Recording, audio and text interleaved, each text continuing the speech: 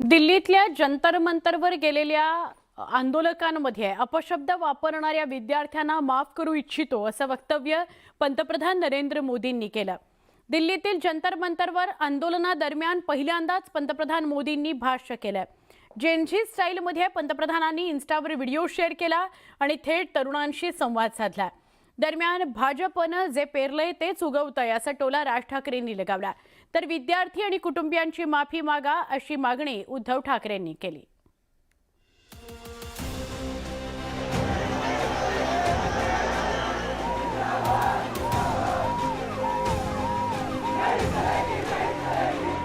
उनको सजा देना, अदालतों के चक्कर कटवाना, समाज में उनको प्रताड़ित करना, इससे हम परिस्थितियां नहीं बदल पाएंगे।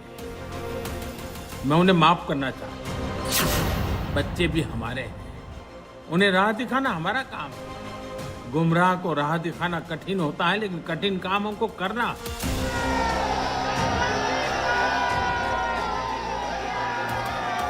दिल्लीतील जंतर मंतर मध्ये झालेल्या विद्यार्थी आंदोलनावर पहिल्यांदाच पंतप्रधान नरेंद्र मोदींनी भाष्य करत आक्षेपार्ह भाषा करणाऱ्या आंदोलक विद्यार्थ्यांना माफ केलंय। जंतर मंतर मधील आंदोलनादरम्यान काही जणांनी पंतप्रधान नरेंद्र मोदींबाबत आक्षेपार्ह वक्तव्य केली होती। त्याचे व्हिडिओ समाज माध्यमांवर व्हायरल झाल्यानंतर भाजप पदाधिकाऱ्यांनी दाखल केलेल्या तक्रारीनंतर पोलिसांनी गुन्हे नोंदवले। दरम्यान शिवीगाळ करून कोणताही प्रश्न सुटत नाही असं पंतप्रधान मोदींनी म्हटलंय। एक कल्चरल शॉक है कि हमारी बेटियां इस प्रकार की भाषा कैसे बोल सकती हैं, लेकिन समय है इन बच्चों को गले लगा करके राह दिखाने का। ये गुमराह बच्चे हैं, उनको राह दिखाना हमारा काम है।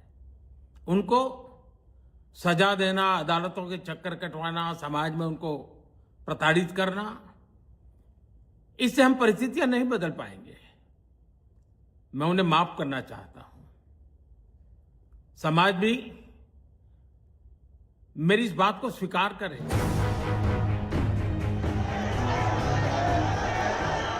नीट परीक्षा पेपरफुटीनंतर देशातील विद्यार्थ्यांनी जंतर मंतरवर आंदोलन केलं। देशभरातही या आंदोलनाचा वणवा पेटला होता। या आंदोलनाबाबत पंतप्रधान मोदी काय बोलतात याकडे लक्ष लागलं होतं। या आंदोलनाबाबत पहिल्यांदाच भाष्य करताना समाजाने तरुणांना योग्य मार्गदर्शन करावे, सूडभावना किंवा द्वेषाची भूमिका घेऊ नये असं आवाहनही केलं होतं। मेरे मन में एक ही भाव है, कभी कभी दांतों तले हमारी जीभ आ जाती है, खून निकल आता है, लेकिन हम दांत तोड़ते नहीं है, क्योंकि दांत भी हमारे हैं, जीभ भी हमारी है। बच्चे भी हमारे हैं, उन्हें राह दिखाना हमारा काम है। गुमराह को राह दिखाना कठिन होता है, लेकिन कठिन काम हमको करना है। और इसलिए आओ, मैं इन बच्चों को कहता हूं, बच्चों आओ, हम देश के लिए साथ मिलकर के आगे बढ़े। भाजप नेते विरोधकांबाबत जी भाषा वापरतात त्याचं काय असा सवाल राज ठाकरेंनी केलाय। आत्ताच मी एक पंतप्रधानांचं आत्ता आलेलं काहीतरी एक निवेदन आत्ता मी पाहून आलो, ज्यात त्यांनी असं सांगितलेलं आहे की ज्या प्रकारचे व्हिडिओज आणि ज्या प्रकारची भाषा वापरली गेली ती अयोग्य आहे। मला मान्य आहे, कोणाच्याही बाबतीमध्ये अशा प्रकारची खालच्या थरातली भाषा ही वापरली जाऊ नये, हे मला 100% मला मान्य आहे पंतप्रधानांचं। मला पंतप्रधानांना फक्त एवढंच सांगायचंय, हे तुमच्या पक्षातल्या लोकांना पण सांगा। पंतप्रधानांनी सांगितलं की मला शिव्या दिल्या, माझ्या आईबद्दल बोलले, चुकीचंच आहे, हे मनापासून सांगतो मी, हे चुकीचंच आहे। पण मला जी पंतप्रधानांना विनंती आहे, दुसऱ्यांनाही आया असतात।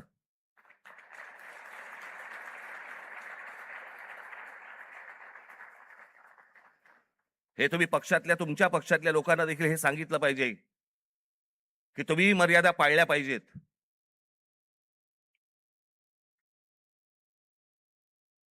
आज पंतप्रधान सांगतात की मी त्या मुलांना सगळ्यांना माफ केलं, पण इतकी वर्ष 12 वर्ष तुमच्या लोकांनी जे काही केलंय त्याची माफी कोण मागणार?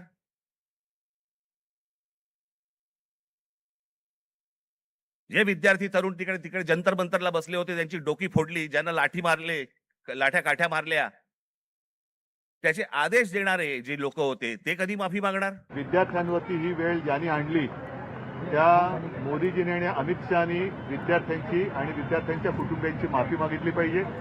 याचं कारण ज्या पद्धतीने विद्यार्थ्यांना काठीला खिळे लावून मारण्यात आलं, त्यांच्यावरती छऱ्यांच्या बंदुकीने हल्ला केला गेला, अश्रुधूर सोडला गेला, एवढंच नाही तर अत्यंत वाईट पद्धतीने पुरुष पोलिसांकडनं त्यांचे कपडे फाडले गेले. ज्या पद्धतीने तो व्हिडिओ मी पाहिला, एक ती मुलगी पुढे जाते आणि तो पोलीस पाठवून कसं तो मला बोलायला सुद्धा लाज वाटते. ज्या मुलांनी नीटच्या परीक्षेचा पेपर फुटला म्हणून आत्महत्या केली, त्यांची पहिली माफी यांनी मागायला पाहिजे. विद्यार्थ्यांना माफ केलं म्हणता मग विद्यार्थ्यांचं चारित्र्य का तपासता असा सवाल करत संजय राऊतांनी जोरदार निशाणा साधलाय. तर भाजपनंही राऊतांवर जोरदार पलटवार केलाय. आम्ही तुम्हाला माफ करतो. अरे पण माफी मागितले का आम्ही की आम्ही माफ करतो, हे करतो, हे नाहीये. हे भ्रमिष्ट झाले. या देशाचे प्रधानमंत्री आणि गृहमंत्री हे भरकटले आहेत मनानं आणि विचारानं. त्यांनी त्यांचे सल्लागार बदलायला पाहिजे. त्यांच्या पक्षांतर्गत ज्या मंडळांच्या गोष्टी येत आहेत त्याच्यामुळे त्यांची मानसिक स्थिती कोणाचीही बरी नाही. माफ करताना मग शेकडो मुलांचं चारित्र्य कशाला तपासताय? तुम्ही या गुन्ह्यामध्ये होतात, तुम्ही त्या गुन्ह्यामध्ये होतात. तुम्हाला येरवाड्याच्या किंवा ठाण्याच्या मनोरुग्णालयामध्ये उपचाराची गरज आहे आणि तुमच्याबरोबर तुमचे मालक उद्धवजी ठाकरे देखील मेंटल झालेले आहेत. अभिजित दिपकेला विष्णूचा अवतार म्हणणारे मेंटल असतात आणि आपल्या आईवर शिव्या दिल्यानंतर देखील तरुणांना माफ करणारे मेंटल नाहीत, तर या देशाचं सक्षम नेतृत्व करणारे पंतप्रधान नरेंद्र मोदीजी असतात. संजय राऊत, तुम्हाला मानसिक उपचाराची गरज आहे.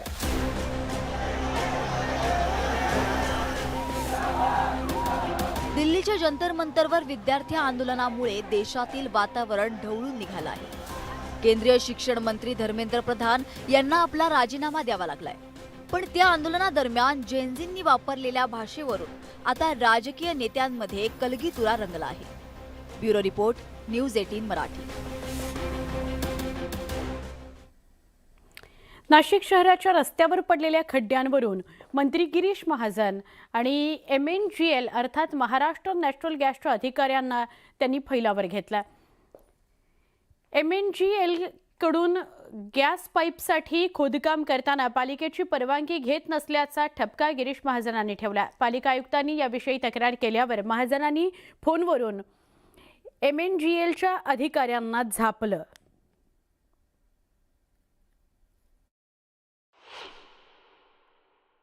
पूरे शहर में काम होने के बाद में खड्डे होते हो, पूरा रोड तोड़ देते हो. हाँ? क्या किया हुआ है? आपके नाम से सब चिल्ला रहे हैं कॉर्पोरेशन वाले. जब चाहे तब तोड़ देते, किसको पूछते नहीं. हाँ? 2 दिन से मैं यहाँ बैठा हूँ, कल से बोला कोई तो आदमी आएगा, कोई तो आदमी आएगा. एक आदमी नहीं आ रहा है आपका. कौन था कल? मैं तो मीटिंग में था. ना. आप कहाँ थे कल?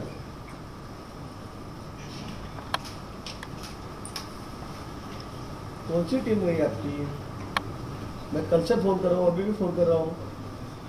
हाँ? नहीं, ये कौन सा तरीका है आपका काम करने का? हम लोग पागल है यहाँ पे बैठे हुए. कुंभ मेला है, 10-12 करोड़ लोग आएंगे, 1 साल बचा हुआ है. हाँ? क्या तैयारी कर रहे हैं? आपको मीटिंग में भी आना नहीं है तो? अरे कोई तो आदमी होगा आपका. शिर्डीमध्ये 3 दिवस गुरुपौर्णिमेचा उत्सव साजरा झाला. साई भक्तांनी बाबांच्या चरणी भरभरून गुरुदक्षिणा अर्पण केली. 28 ते 30 जुलै दरम्यान साई संस्थानला तब्बल 7,81,00,000 रुपयाचं विक्रमी दान मिळालंय. हा आकडा गेल्या वर्षीच्या तुलनेत 1.5 कोटींनी जास्त आहे. दानपेटीत 2,04,00,000, देणगी काउंटरवर 1,25,00,000, तर ऑनलाईन धनादेश आणि मनी ऑर्डरद्वारे 2,07,00,000 रुपयांची देणगी मिळाली आहे. याशिवाय 1,46,00,000 रुपयांचं सोनं सुद्धा भक्तांनी अर्पण केलेलं आहे.